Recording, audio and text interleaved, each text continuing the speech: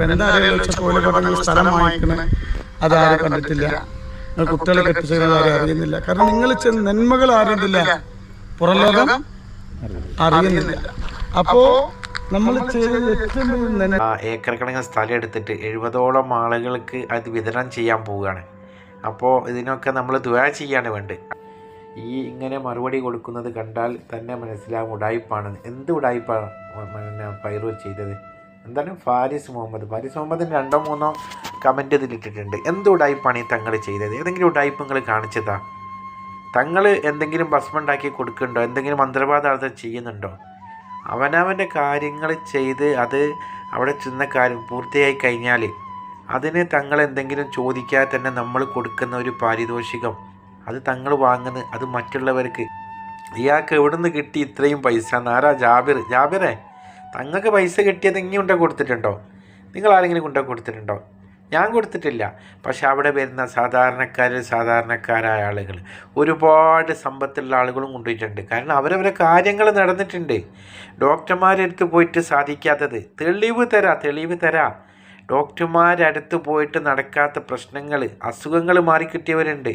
1ഉം 2ഉമല്ല, ആയിരക്കണക്കിന് എണ്ണമുടെ എഴുതി എൻ്റെ വീടിൻ്റെ അടുത്ത് തന്നെ എനിക്ക് എൻ്റെ ഉമ്മ എന്നല്ല പറഞ്ഞ അനുഭവങ്ങൾ ഞങ്ങൾ കാണിച്ചു തരുന്നുണ്ട്.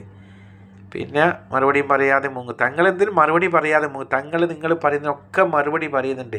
ഇങ്ങനെ മറുപടി കൊടുക്കുന്ന ഒരു തങ്ങന്മാരെ, ഒരു പണ്ഡിതന്മാരെ നിങ്ങൾ കാണിച്ചു തരില്ല. ഈ നിങ്ങൾ പറയുന്നതിന് ഓരോന്നിനും വന്ന് തെളിവ് സഹിതം മറുപടി തരുന്നുണ്ട്. ഇപ്പോൾ അതാക്കുന്ന ഈ പൈസ ഒക്കെ എന്ത് ചെയ്യാന്ന്? 70ഓളം കുട്ടികളെ കല്യാണം കഴിച്ചു കൊടുത്ത്, അതുപോലെ തന്നെ ഈ ഏക്കർ കണക്കിന് സ്ഥലം വാങ്ങിയിട്ട് നിങ്ങൾക്ക് ഒരു പവന് പോയിട്ട് ഒരു കല്യാണത്തിന് 1000 ഉറുപ്പ്യ നിങ്ങൾ ആരും കൊണ്ടു കൊടുത്തിട്ടുണ്ടോ? എന്തിനാണ് ഇങ്ങനെയൊക്കെ ഒരു മനുഷ്യനെ ഉപദ്രവിക്കുന്നത്? പിന്നെ നിൻ്റെ കയ്യിൽ ഫോണില്ല, ഫുൾ ടൈം കയ്യിൽ ഫോണാണല്ലോ എന്ന്. നിങ്ങളെപ്പോലത്തെ ആളുകൾ വിളിച്ചാൽ ഫോൺ ഉണ്ടാവില്ല. ഫാരിസ് മുഹമ്മദ് നീ തന്നെയാണ് എല്ലാത്തിലും കമൻറ്റ് ചെയ്തിരുന്നത്. ഈ ഫാരിസ് മുഹമ്മദിന് എത്രയോ ഐഡിയ ഉണ്ട്, എല്ലാത്തിലും പോയി തങ്ങൾക്കെതിരായിട്ട് കമൻറ്റ് ചെയ്തിടുക.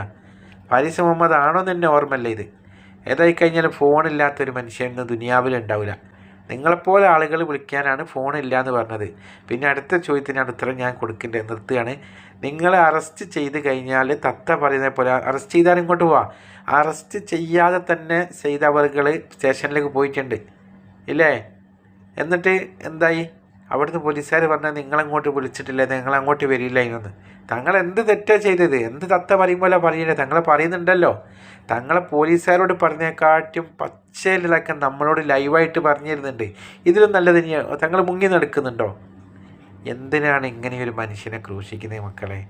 അപ്പോൾ നമ്മൾ ചെയ്തത് ഏറ്റവും വലിയ നന്മ എന്ന് പറഞ്ഞപ്പോൾ